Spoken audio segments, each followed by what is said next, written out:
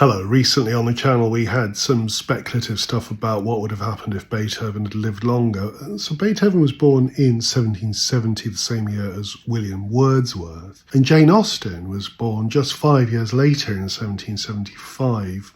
And it's curious to think we've been talking about Beethoven's premature death really in 1827 when he was only 56. But Jane Austen's death was far more premature. She died in 1817, so 10 years before Beethoven. She was 5 years younger, and she died 10 years earlier than him at the age of 41. And really, I mean, what is a greater loss? Because to me, Jane Austen's early death seems one of the great tragedies of the history of literature. I think her 7 published novels, if you include Lady Susan, the amazing epistolary novel that she wrote early in her life, I mean when she was around 20. But all 7 are just prodigious masterpieces, incomparably wonderful.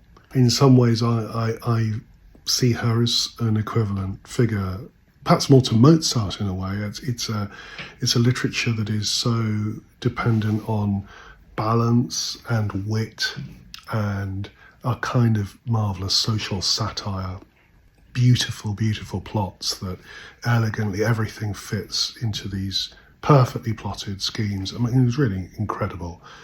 And such concision and elegance in her prose. And what dialogue she writes. I can't think of a more thrilling duel than the one between Elizabeth Bennet and Lady Catherine de Bourgh near the end of Pride and Prejudice. Or what is more dramatic in the whole history of literature than the astonishing picnic at the end of Emma?